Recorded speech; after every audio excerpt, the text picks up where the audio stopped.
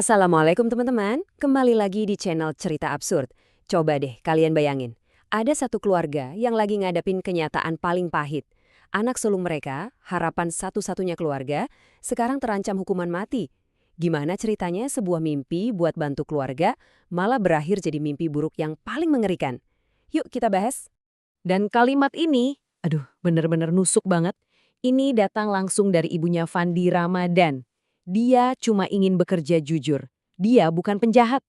Ini tuh bukan sekedar pembelaan ya. Ini jeritan hati seorang ibu yang ngelihat anaknya yang dia tahu cuma mau cari nafkah, malah dicap sebagai penjahat kelas kakap. Oke, sekarang kita bedah ya kasusnya. Jadi, yang kita bicarakan ini namanya Fandi Ramadan. Umurnya baru 22 tahun.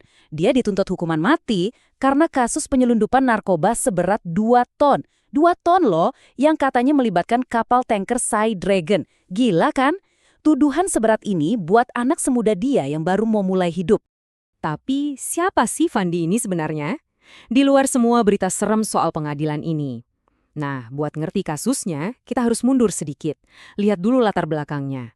Apa sih yang bikin anak muda kayak dia nekat pergi melaut, kerja di kapal asing yang penuh resiko? Nah, ini yang penting buat dicatat teman-teman. Fandi ini bukan anak putus sekolah atau gimana. Dia itu lulusan Politeknik Pelayaran Negeri. Artinya, dia punya pendidikan, punya skill, dan pastinya punya cita-cita. Profilnya ini jauh banget dari bayangan kita soal gembong narkoba kan? Dan ini nih alasan utamanya. 5 orang adik yang harus dia bantu. Sebagai anak paling tua, bebannya Fandi itu berat banget. Dia pengen bantu orang tuanya, pengen nyekolahin adik-adiknya. Itulah kenapa dia ngejar banget pekerjaan dengan gaji gede di luar negeri. Nah, dari sinilah semuanya mulai jadi kacau.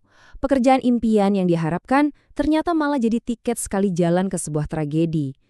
Kronologi ini penting banget biar kita paham posisi Fandi di tengah semua kekacauan ini. Semuanya kejadiannya cepat banget. Awalnya, dia sampai di Thailand, dijanjiin gaji gede buat kerja muat minyak.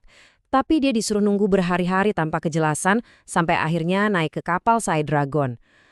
Baru 3 hari di kapal, dia lihat ada yang aneh. Ada pemindahan barang yang super mencurigakan di tengah laut. Dari situlah semuanya berubah. Kutipan dari Fandi ini benar-benar ngasih kita gambaran situasinya. Coba deh posisikan diri di tempat Fandi. Di tengah laut lepas, sendirian, di bawah perintah atasan. Pilihannya apa coba? Kalau dia nolak, bisa-bisa nyawanya yang jadi taruhan. Jadi poinnya adalah dia ada di posisi yang sangat-sangat lemah. Nah, disinilah ceritanya jadi makin rumit.